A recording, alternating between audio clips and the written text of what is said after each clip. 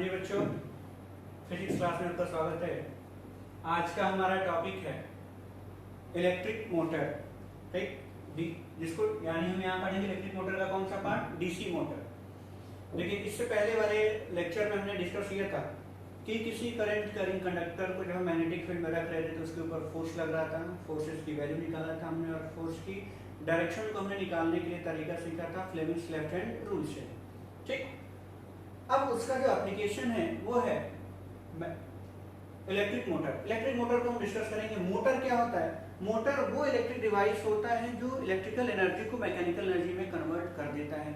जैसे आपके घरों में, सबके घरों में फैन है, ठीक है। फैन में क्या होता है, आप स्विच ऑन करते हैं, इलेक्ट्रिसिटी वहां जाती है और फैन रोटेट करता है। तो जब रोटेट होता है तो आपको हवा लगता है, यानी कि जो इलेक्ट्रिकल एनर्जी वहां पहुंची उसको उसने किसमें कन्वर्ट कर दिया, मैकेनिकल एनर्जी में, ठीक है। तो ये होता है आपका मोटर। अब कौन से प्रिंसिपल पे वर्क करता है? तो ये वही प्रिंसिपल है, यानी कि जब एक कॉइल को, अब उस कंडक्टर के हमने क्या कहा कि कॉइल, एक रेक्टेंगुलर कॉइल अगर हम ले लें, जैसे यहाँ पे लिया है रेक्टेंगुलर कॉइल ABCD, इसको अगर किसी मैग्नेटिक फील्ड में रखते हैं तो इसके ऊपर टॉर्क लगेगा, ठीक है। वहां हम फोर्स की बात करें, यहाँ टॉर्क करें, तो टॉर्क क्या होता है, मोमेंट ऑफ फोर्स होता है, यानी कि वो फोर्स जिसकी वजह से ऑब्जेक्ट में क्या हो, रोटेशनल मोशन होने लगे, ये रोटेट करने लगे, ठीक। तो यहाँ पे एक कॉइल हम रख रहे हैं, करंट कैरिंग कॉइल को जब किसी इस मैग्नेटिक फील्ड में रखते हैं तो क्या होता है, ये रोटेट करने लगता है, जिसको हम क्या कह रहे हैं, टॉर्क। यानी जो इफेक्ट हमें मिला उसको हम क्या कह रहे हैं, टॉर्क कह रहे हैं। टॉर्क का दूसरा नाम क्या होता है, मोमेंट ऑफ फोर्स। कंस्ट्रक्शन की बात कर लेते हैं। तो कंस्ट्रक्शन में देखिए हमने क्या क्या लिया है, परमानेंट मैग्नेट लिया है, नॉर्थ और साउथ पोल। उसमें हमने एक कॉइल रखा, आर्मेचर कॉइल जिसको कहते हैं ABCD, रेक्टेंगुलर कॉइल है, उससे कनेक्ट कराते हुए हम यहाँ पे आ रहे हैं। ये जो चीज है, देखिए दोनों एंड आर्मेचर कॉइल के दोनों एंड किससे कनेक्टेड हैं, दो हाफ स्लिप रिंग से, इसको स्प्लिट रिंग भी कहते हैं, ठीक है। कंप्लीट रिंग है, उसका आधा कर दिया, आधा आधा दोनों को वायर से जोड़ दिया, इसको हमने कह दिया split ring S1 and S2, ठीक है। अब इन दोनों, ये दोनों स्प्लिट रिंग क्या होते हैं, इस आर्मेचर कॉइल से परमानेंटली अटैच होते हैं, ठीक है। और इसका अंदर वाला पोर्शन क्या होता है, इंसुलेटेड होता है, बाहर वाला पोर्शन कंडक्टिंग होता है। जो इंसुलेटेड पोर्शन होता है वो एक्सल से कनेक्टेड होता है। एक्सल क्या होता है, आप देखेंगे जनरेटर में आपके घरों में होता है, जनरेटर मोटर जो भी आप देखे हैं, मोटर तो उतना नहीं आप ध्यान देते होंगे, जनरेटर में देखेंगे कि ये कैसे निकल के जाता है। या पंपिंग सेट आपने कहीं अगर देखा होगा, पानी जो ट्यूबवेल पे लगा होता है उसमें एक बड़ा सा डंडा होता है जो ऐसे रोटेट करता है, एक्सल, ठीक, लोहे का होता है, वो एक्सल ऐसे इसके बीच में रहता है, ठीक है। तो एक्सल से वो कनेक्टेड होता है अंदर का रिंग, ठीक है, जो कंडक्टिंग नहीं होता है, इंसुलेशन से होता है, इंसुलेटिंग होता है, बाहर वाला कंडक्टिंग है। और वो किससे कनेक्टेड है, ये जो दोनों है इनको हम करें carbon brushes B1 and B2, ठीक। ये दो कार्बन ब्रशेस से कनेक्टेड हो गए। कार्बन ब्रशेस क्या होता है, जैसे ये आपका स्प्लिट रिंग है, ऐसे समझिए, ये स्प्लिट रिंग आपने लिया हुआ है, कार्बन ब्रशेस ऐसे आकर के बस टच करेगा, ये ऐसे घूमेगा तो इसके साथ कांटेक्ट में रहेगा। इलेक्ट्रिकल कनेक्टिविटी के लिए है, ताकि करंट इस बैटरी से निकल करके कार्बन ब्रशेस से होते हुए स्प्लिट रिंग में रहे, स्प्लिट रिंग से होते हुए आर्मेचर कॉइल में आपका करंट जाता रहे, ठीक है। तो ये फर्स्ट पोर्शन हमने लिया। ये सेकंड डायग्राम जो है वो यहाँ, इसके बाद से जब हम आएंगे यहाँ पे तो ये सेकंड साइकिल के लिए, सेकंड हाफ साइकिल के लिए हो जाएगा, ठीक। इसकी वर्किंग हम करेंगे तो इसमें रिप्लेस होता है, अभी यहाँ पे नहीं, हम पहले अभी इसको डिस्कस कर रहे हैं, उसके बाद वहां पे आएंगे। तो पहले देखिए हमारे पास कंस्ट्रक्शन क्या है, आर्मेचर कॉइल लिया जो इंसुलेटेड कॉपर की वायर होती है। परमानेंट मैग्नेटिक फील्ड प्रोवाइड कराने के लिए हमने क्या किया, इलेक्ट्रोमैग्नेटिक स्ट्रॉन्ग मैग्नेटिक फील्ड अगर लेते हैं, इलेक्ट्रोमैग्नेट ले लेते हैं यू शेप का, ठीक। परमानेंट मैग्नेट लेकर के भी एक्सपेरिमेंट आप कर सकते हैं। स्प्लिट रिंग S1 और S2, ठीक है। ये जो हमने क्या कहा, मेटालिक रिंग है जो कॉइल से कनेक्टेड है। इनर रिंग को हमने क्या कहा, इंसुलेटेड है, जो कनेक्टेड है एक्सल से। कार्बन ब्रशेस जो किससे कनेक्टेड है, स्प्लिट रिंग से कनेक्टेड है, बस उसमें कांटेक्ट में आ रहा है, टच केवल करेगा, उसके साथ फिक्स नहीं है। लेकिन आर्मेचर कॉइल के साथ स्प्लिट रिंग क्या है, फिक्स है। बैटरी का काम क्या होता है, to provide source of energy. ये एनर्जी कंटिन्यूअस इलेक्ट्रिसिटी आपको प्रोवाइड करने के लिए यूज होगा। अब इसके वर्किंग पे आ जाते हैं कि कैसे काम करता है मोटर। तो वर्किंग समझना है तो इसको हम दो हिस्सों में तोड़ देते हैं, first half second half cycle. इसलिए मैंने दो अलग अलग डायग्राम भी बनाया है। फर्स्ट हाफ साइकिल को ऊपर वाले डायग्राम समझेंगे, नीचे वाले को सेकंड हाफ साइकिल से। तो हम पहले वर्किंग समझेंगे। For first half cycle,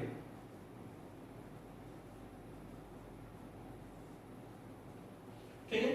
first half cycle में देखिए आपको यहां पे Fleming's left hand rule apply करने आना चाहिए। देखिए इस आर्म में करंट कहां से, एक एक आर्म की बात करेंगे फर्स्ट हाफ साइकिल में, एक एक आर्म को देखते हैं। पहले आर्म ए बी पे देखते हैं।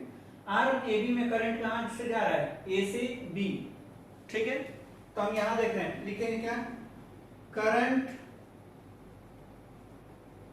इन आर्म ए बी कहां से कहां है, फ्रॉम ए टू बी, ठीक है। ए से बी में जा रहा है करंट, ठीक है। तो अब यहां पे हम Fleming's left hand rule apply कर रहे हैं। देखिए मैग्नेटिक फील्ड आपको पता है नॉर्थ से साउथ की तरफ जाएगा। अब फ्लेमिंग्स लेफ्ट हैंड रूल में क्या कहता है, ये मैग्नेटिक फील्ड को रिप्रेजेंट करेगा, ये करंट को रिप्रेजेंट करेगा, तो अपने आप ये फोर्स बताएगा। अब इसको हम यहां रख रहे हैं, देखिए नॉर्थ से साउथ जा रहा है, नॉर्थ से साउथ। करंट हमारा कहां जा रहा है, ए से बी, यानी ऊपर जा रहा है, तो ये ऊपर होना चाहिए, ऐसे घुमा दीजिए ऊपर, ठीक। तीनों म्यूचुअली परपेंडिकुलर हैं। मैग्नेटिक फील्ड लेके नॉर्थ से साउथ जा रहा है, करंट आर में भी कहां जा रहा है, ए से बी ऊपर जा रहा है, और ये थंब कहां जा रहा है, इनटू द प्लेन, अंदर की तरफ जा रहा है, ठीक, यानी ये ऐसे रोटेट करेगा। तो apply Fleming's left hand rule, Fleming's left hand rule apply करने के बाद आपको क्या मिला, force on arm A B is from, is कहां है, ऐसे कर रहे थे ना, देखिए ये सिचुएशन है, तो फोर्स कहां लग रहा है, इनटू द प्लेन। तो force on arm is into the plane, ठीक, यहां पे लग रहा है ऐसे। दूसरे आर्म पे आ जाइए, सीडी पे। जब आप सीडी पे आ रहे हैं तो ये क्या हो रहा है, अब यहां देखिए मैग्नेटिक फील्ड में कोई चेंज नहीं हो रहा है, अभी भी वही पोल्स पड़े हुए थे नॉर्थ से साउथ, लेकिन करंट अब इस बार सी से बी नीचे आने लगा, तो हमने नीचे रखा, तो थंब अपने आप कहां आ गया, बाहर, ठीक।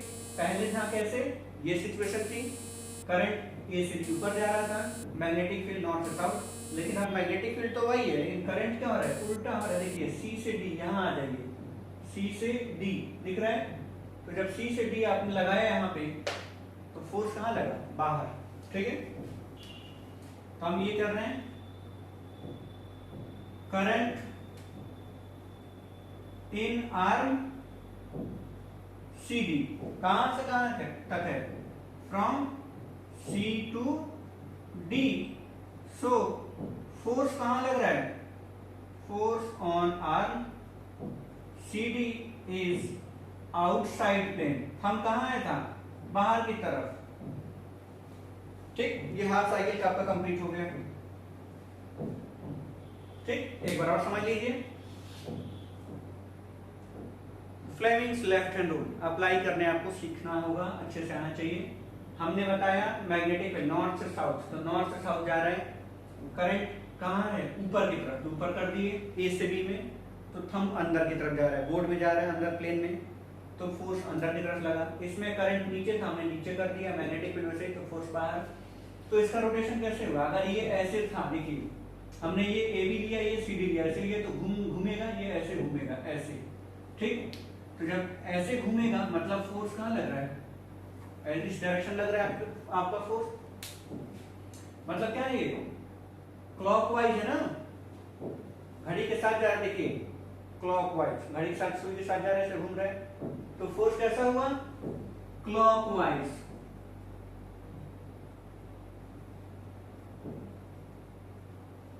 क्लॉकवाइज रोटेशन आपको मिला।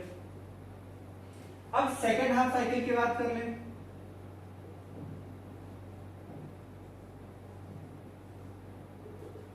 ठीक है। सेकेंड हाफ साइकिल में करंट ए बी में कहां से था, ए से बी था और इसमें सी से डी था, लेकिन इसमें क्या हो रहा है, डी से सी हो गया और इसमें बी से ए। तो जब ये था ऐसे और ये घूम करके यहां आ गया तो ये सिचुएशन आ गई, ठीक। अरे देखिए ये रिंग भी चेंज हो जाएंगे क्योंकि परमानेंटली अटैच है, तो ये हो जाएगा आपका S2, ये हो गया S1, लेकिन कार्बन ब्रशेस वही रहेंगे। कार्बन ब्रशेस में कोई चेंज नहीं होगा क्योंकि कार्बन ब्रशेस डायरेक्टली इससे अटैच हैं बैटरी से, और बैटरी घूमेगी नहीं, वो फिक्स है, एक जगह रहेगा। सिर्फ कॉइल घूम रहा है और कॉइल के साथ आपका स्प्लिट रिंग घूम रहा है, तो S1 S2 का पोजीशन चेंज हो गया। करंट की डायरेक्शन दोनों आर्म में क्या हो गई, चेंज हो गई। देखिए तो जब करंट की डायरेक्शन चेंज हो गई, मैंने आपको बिल्कुल कंक्लूजन आपको बताया गया था कि अगर करंट की डायरेक्शन चेंज होती है तो फोर्स की डायरेक्शन भी चेंज हो जाती है। तो देखिए यहाँ पे CD को पहले आपने एनालाइज किया, फोर्स बाहर लग रहा था, अब यहाँ देखिए Fleming's left hand rule apply किया, नॉर्थ से साउथ करंट ऊपर, तो फोर्स कहाँ लगा, अंदर, यहाँ बाहर लग रहा था, यहाँ अंदर लगा, और इसमें यहाँ अंदर लग रहा था, यहाँ देखिए फोर्स कहाँ हो गया, बाहर। मैग्नेटिक फील्ड, करंट और ये फोर्स, ठीक है, ये चीज दिख रहा है। और यहाँ पे ये एग्जैक्टली ऐसे ये यहाँ पे है और ये यहाँ पे है। तो अगर करंट की डायरेक्शन रिवर्स हो गई तो फोर्स की डायरेक्शन भी क्या हो गई, रिवर्स हो गई, यानी कि अब ये भी क्या होगा, क्लॉकवाइज घूमेगा, ऐसे ये भी घूम रहा है, ठीक।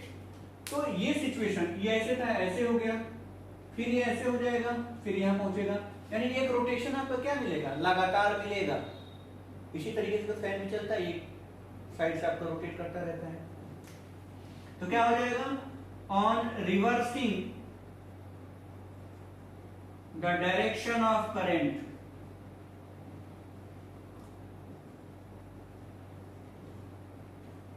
इन बोथ आर्म्स, दोनों आर्म अगर करंट के डायरेक्शन को रिवर्स करा रहे हैं, देन क्या हो जाएगा, force, direction of force also reversed.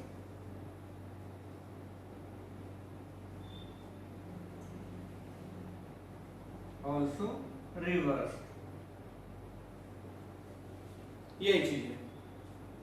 तो ये मोटर का था। अब इसका एप्लीकेशन कहाँ कहाँ है, एक तो आपका फैन है, डोमेस्टिक यूज बहुत ज्यादा है, देखिए फैन है, मिक्सर ग्राइंडर आपका होता है उसमें लगा होता है, जूसर होता है उसमें लगा होता है, आप हेयर ड्रायर यूज करते हैं, ट्रिमर यूज करते हैं, टॉयज बचपन में खेलते हैं, उन सब में आपका मोटर लगा होता है, डीसी मोटर, इलेक्ट्रिक मोटर, ठीक है। क्लियर हो गया। वर्किंग को ध्यान से समझने की जरूरत है आपको बस डायग्राम में करना क्या है, Fleming's left hand rule apply करने आना चाहिए। अगर आपने Fleming's left hand rule apply करना सीख लिया तो ये बिल्कुल आसान काम हो गया, ठीक है। वर्किंग लिखने का काम बहुत काम लिखने की जरूरत नहीं है, बहुत कंसाइज वे में, 1 पॉइंट, 2 पॉइंट और ये तीसरा पॉइंट, 3 पॉइंट में वर्किंग खत्म, ठीक। कहानी लंबी चौड़ी लिखने की जरूरत नहीं है, आपको हर एक पार्ट के बारे में एक लाइन लिख दिया गया है, डेफिनेशन, कौन से प्रिंसिपल वर्क किया, हर एक पार्ट के बारे में एक लाइन और वर्किंग, और एप्लीकेशन लिख देंगे। क्या एप्लीकेशन क्या हो गया, फैन हो गया आपका, टॉयज हो, इलेक्ट्रिक टॉयज हो जाएंगे आपके, ठीक है, हेयर ड्रायर, ट्रिमर, मिक्सर, इन सब में आप डिफरेंट डिफरेंट एग्जांपल दे सकते हैं, हो जाएगा आपका, कर लीजिएगा। आज के लिए थैंक यू।